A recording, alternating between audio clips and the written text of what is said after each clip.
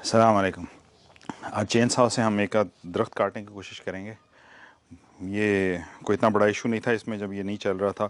इसके चेन को जो चलाती है गरारी, उसके ऊपर चेन उसके ऊपर नहीं बैठ रहा था, जिसकी वजह से वो जो चेन गाइड है उससे स्लिप हो जाता था, उसके ऊपर नहीं चल रहा था।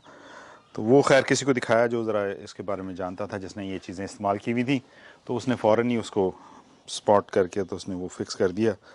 ये मैं समझता था कि इतनी सारी इन्फॉर्मेशन इनको हाई एंड के जो अपनी वेबसाइट है उसके ऊपर होनी चाहिए इनकी, जो वहाँ पे गाइडेंस है कि उसको किस तरह से आपने चेन को अलाइन कैसे करना है। Anyway that's done.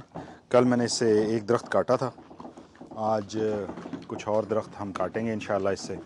और कुछ और ज़्यादा तो नहीं, एक आज काटूँगा, फिर इसी तरह से slowly we'll go along and we'll do what we can. So now we'll head out and see and take care of a tree. पहले तो जो ये इसके आगे झाड़ झकाड़ है, इसको थोड़ा सा साफ करेंगे ताकि जहाँ पे काम करना है वो जगह क्लियर हो।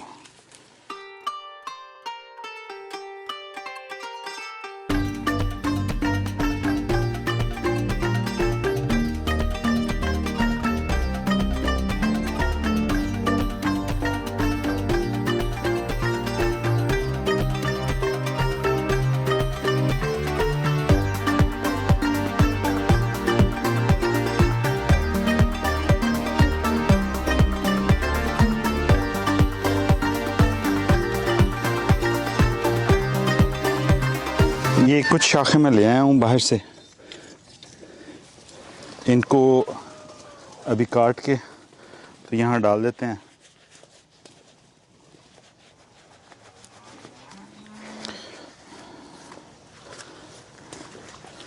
Sorry, one of my chicken is stuck there. I need to go free her and then I'll come back. ये हमारी यहाँ पे भेड़ों, तीनों भेड़ें यहाँ पे बनती हैं, तो ईच स्टेशन पे मैं थोड़े से पत्ते रख देता हूँ, फिर मैं भेड़ों को ले आऊँगा अंदर से।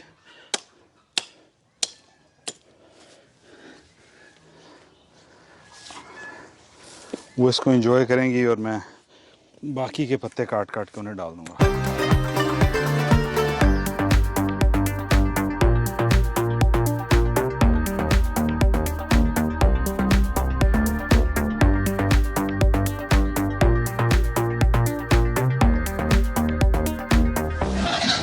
So they are enjoying that. We'll give them some more food.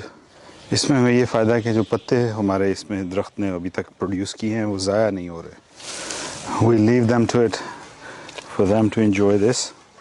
By the time ये इसको ख़त्म करेंगे फिर हम कुछ और ले आएंगे. So this is it.